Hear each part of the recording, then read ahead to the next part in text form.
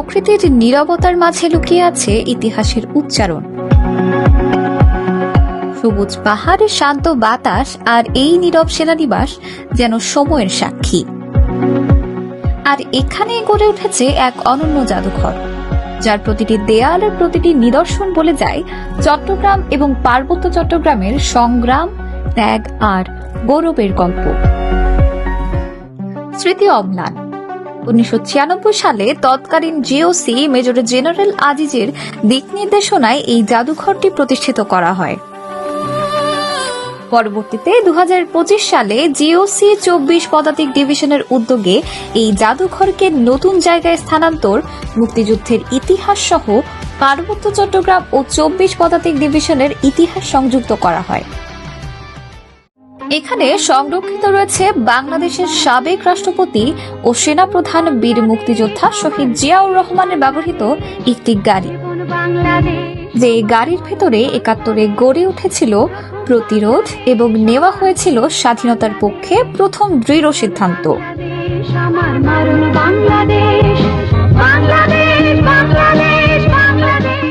নতুন রূপে তৈরিকৃত পুরো জাদুঘরের অভ্যন্তরকে সাজানো হয়েছে 3টি ভাগে। 1. পার্বত্য চট্টগ্রাম বিষয়ক গ্যালারি, 2. 24 পদাতিক ডিভিশনের ইতিহাস বিষয়ক গ্যালারি এবং 3. মুক্তিযুদ্ধ বিষয়ক গ্যালারি। রক্তপ্রাচীর, যা বহন করে পার্বত্য চট্টগ্রামের ইতিহাস, যেখানে প্রথম কক্ষে আছে বিভিন্ন উপজাতিদের পরিচিতি, পাহাড়ির মানচিত্র, পাহাড়িদের ব্যবহার্য সামগ্রী এবং তাদের ঐতিহ্যবাহী পোশাক। এর দ্বিতীয় কক্ষে রয়েছে বাংলাদেশ সেনাবাহিনী কর্তৃক পরিচালিত কাউন্টার ইনসার্জেন্সি অপারেশনের বিভিন্ন ইতিহাস, যার মধ্যে রয়েছে পার্বত্য চট্টগ্রামে ইনসার্জেন্সির সূচনার ইতিহাস এবং 24 পদাতিক ডিভিশন কর্তৃক পরিচালিত বিভিন্ন কাউন্টার ইনসার্জেন্সি অভিযানের নির্দেশনা সমূহ। রয়েছে 1972 থেকে অপারেশনাল অর্ডার ও গুরুত্বপূর্ণ নথিপত্র এবং বিভিন্ন সফল অপারেশন সমূহের ইতিহাস। এছাড়াও 24 পদাতিক ডিভিশনের বিভিন্ন ইউনিট সমূহ কর্তৃক পরিচালিত উল্লেখযোগ্য দুঃসাহসিক অভিযান সমূহের ঘটনা ও সেনা সদস্যদের আত্মত্যাগের চিত্র ফুটে উঠেছে। এছাড়াও রয়েছে পাহাড়ি সশস্ত্র সংগঠনগুলোর বিরুদ্ধে পরিচালিত অভিযানে শহীদ হওয়া বীর সেনানীদের স্মৃতি বিজড়িত কর্নার, যাদের মধ্যে রয়েছে শহীদ মেজর মহসিন রেজা, শহীদ ক্যাপ্টেন নুরুল আলম গাজী, শহীদ সিনিয়র ওয়ারেন্ট অফিসার হাবিবুর রহমানের স্মৃতিচিহ্ন। রক্তপ্রাচীরের তৃতীয় কক্ষে রয়েছে শান্তি চুক্তির পরবর্তী ঘটনাসমূহ, পাহাড়ে সেনাবাহিনীর অভিযান, বিভিন্ন উন্নয়নমূলক কর্মকাণ্ড, উদ্ধার করা আগ্নেয়াস্ত্র, রাইফেল, শর্টগান, এসএমজি, পিস্তল সহ নানা দেশি বিদেশি ভারী অস্ত্র সহ আরো অনেক অজানা সব তথ্য। পাশাপাশি শান্তি চুক্তি পরবর্তী পাহাড়ি ও বাঙালিদের সাম্প্রদায়িক দাঙ্গায় ঘটে যাওয়া নৃশংস হত্যাযজ্ঞের ঘটনা উল্লেখ করা আছে। এর পাশেই রয়েছে পাহাড়ি সংগঠন কেএনএফ এর পরিচিতিমূলক তথ্য সমৃদ্ধ রুম, তাদের দ্বারা সংগঠিত বিভিন্ন অপরাধ, সেনাবাহিনীর অভিযানের চিত্র, কেএনএফ এর সাথে সংঘর্ষে শহীদ হওয়া বীর সেনাদের স্মৃতি এবং উদ্ধারকৃত অস্ত্র সহ অন্যান্য ব্যবহার্য জিনিসপত্র। পার্বত্য চট্টগ্রাম কক্ষের বাহিরে বারান্দায় চোখে পড়বে বীরত্বের অমর স্বীকৃতি বোর্ড, যারা 1976 থেকে 1997 সাল পর্যন্ত বিভিন্ন অভিযান পরিচালনা করেন। আর এখানেই আছে তাদের পরিচিতি, উপাধি এবং লড়াইয়ের গল্প।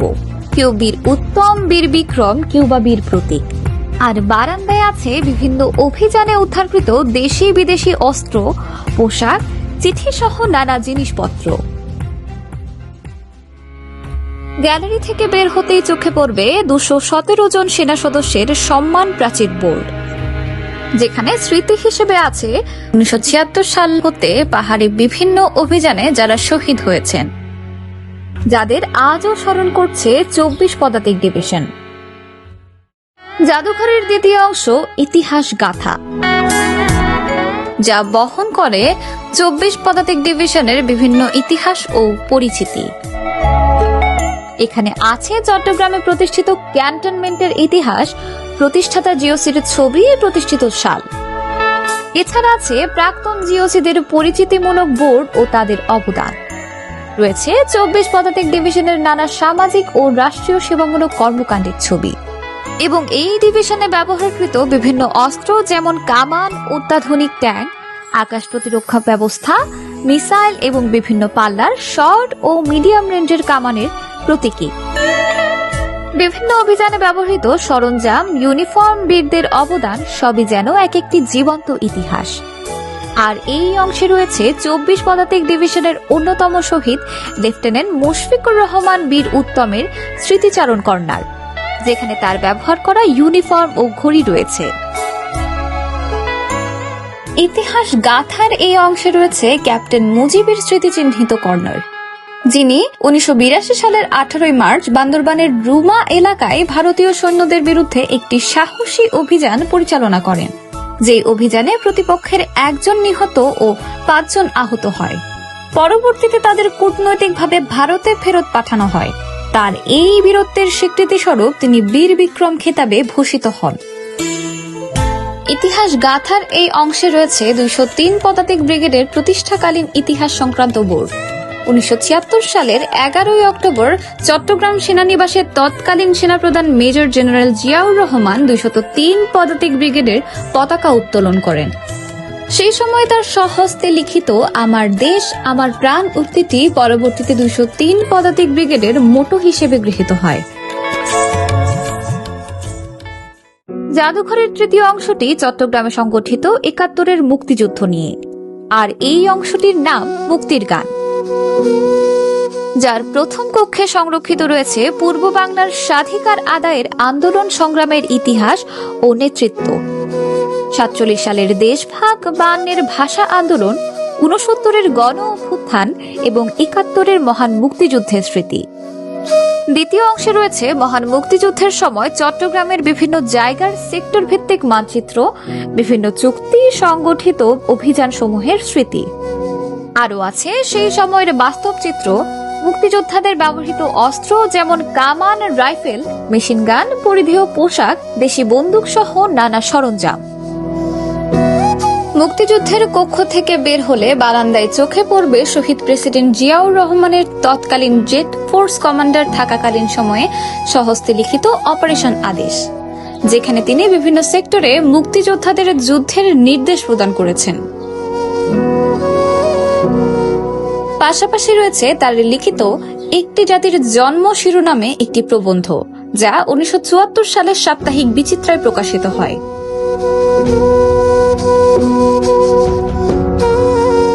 সেনানিবাসের আধুনিক এই জাদুঘরের প্রতিটি নিদর্শনের পাশে রয়েছে কিউআর কোড। স্মার্টফোনে স্ক্যান করলেই হাতের মুঠোয় চলে আসবে বিস্তারিত ইতিহাস। জাদুঘরের আরেকটি অনন্য আকর্ষণ মুসাম্মদ সাফিয়া বেগম গ্রন্থাগার, যিনি 1971 সালে ক্র্যাক প্লাটুনের বীর মুক্তিযোদ্ধা শহীদ আজাদের প্রেরণাদায়ী মা। দেশের আত্মসম্মান আদায়ের প্রতিটি সংগ্রামে মায়েদের আত্মত্যাগ ও অবদানের স্বীকৃতি এই নামকরণ। এখানে রয়েছে মুক্তিযুদ্ধ, পার্বত্য অঞ্চলের ইতিহাস এবং বাংলাদেশ সেনাবাহিনীর বীরত্বগাথা নিয়ে অসংখ্য বই ও তথ্যভিত্তিক উপকরণ। ইতিহাস ও গ্রন্থাগারের পাশাপাশি এখানে রয়েছে সংস্কৃতির ছোঁয়াও। জাদুঘরের ভেতরে এই অংশে পাওয়া যায় পাহাড়ি ও উপজাতীয় জনগোষ্ঠীর ব্যবহার করা বিভিন্ন জিনিসপত্র, হাতের তৈরি অলংকার, পোশাক এবং নিত্য প্রয়োজনীয় সামগ্রী। এগুলো শুধু পণ্য নয়, এগুলো একটি সংস্কৃতির প্রতিচ্ছবি, যা আমাদের পরিচয়কে আরও সমৃদ্ধ করে। জাদুঘরের বারান্দায় আছে ডিজিটাল স্ট্যান্ড, যেখানে পার্বত্য চট্টগ্রামের দুর্লভ ছবিসমূহ দেখা যায় খুব সহজেই। এছাড়াও মুক্তিযুদ্ধ, 24 পদাতিক ডিভিশনের নানা তথ্যচিত্র দেখা যায় এখানে। জাদুঘরের পার্বত্য চট্টগ্রাম ও মুক্তিযুদ্ধ কক্ষে রয়েছে ডিজিটাল টাচ স্ক্রিন, যেখানে হাতের ছোঁয়ায় জানা যাবে পার্বত্য চট্টগ্রাম ও মুক্তিযুদ্ধের নানা ইতিহাসের ভিডিও চিত্র। স্মৃতি অম্লান জাদুঘরটিকে আধুনিকায়ন ও ইতিহাস সমৃদ্ধ হিসেবে গড়ে তুলতে এবং ভবিষ্যৎ প্রজন্মকে জানার সুযোগ দেওয়ার জন্য 24 পদাতিক ডিভিশন করেছে অক্লান্ত পরিশ্রম। জাদুঘরের এই শান্ত পরিবেশে দাঁড়িয়ে মনে হবে ইতিহাস কখনো হারিয়ে যায় না।